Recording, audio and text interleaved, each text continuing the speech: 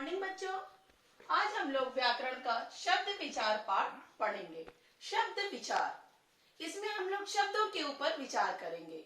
सबसे पहले हम लोग जानेंगे शब्द किसे कहते हैं।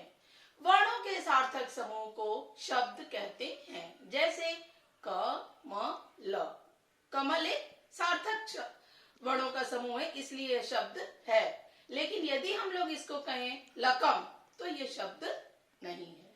अब शब्द की परिभाषा के पश्चात हम लोग जानते हैं शब्दों का वर्गीकरण। बच्चों, शब्दों का वर्गीकरण कई आधार पर होता है, लेकिन आपके सिलेबस में सिर्फ ये दो ही आधार पर है, इसलिए हम लोग दो आधार पर ही जानेंगे।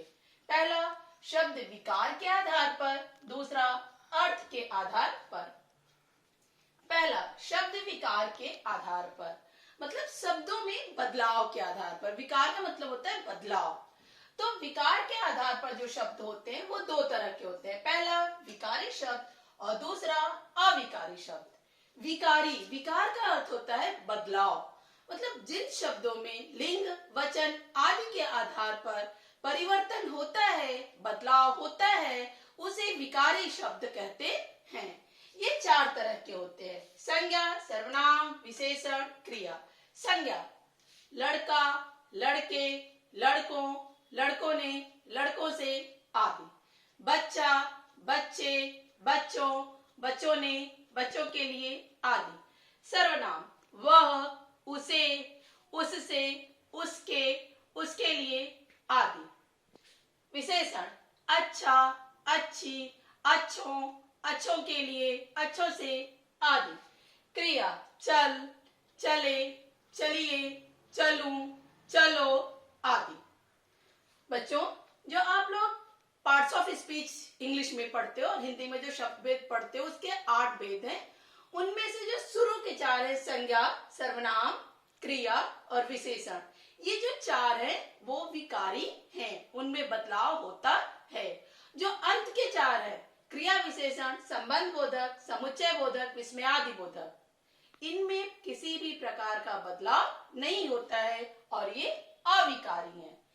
अविकारी, अ का अर्थ होता है नहीं और विकार का अर्थ परिवर्तन, अर्थात वे शब्द जिनमें लिंग, वचन किसी भी आधार पर कोई परिवर्तन नहीं होता है, उसे अविकारी शब्द कहते हैं। अविकारी शब्द को अव्यय शब्द भी कहते हैं। अव्यय क्यों कहते हैं? अ का अर्थ नहीं और व्यय का अर्थ भी होता है बच्चों बदलाव, छोटा करना, तोड़ना। तो जब किसी चीज को हम लोग तोड़ेंगे तो बदलेगा, इसलिए इसे अव्यय शब्द भी कहा जाता है। इसके भी 4 भेद होते हैं। पहला, क्रिया विशेषण, यहाँ, वहां, अब, धीरे, जल्दी।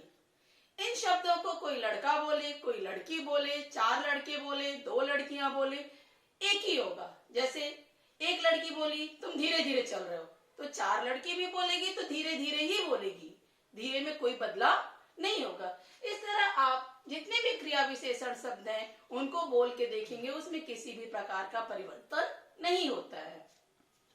संबंध बोधक, के ऊपर, के बिना, के संग, के सिवाय, इन शब्दों में भी किसी भी प्रकार का बदलाव नहीं होता है। तीसरा, समुच्चय बोधक, और, या, किंतु, परंतु, तथा, अथवा आदि।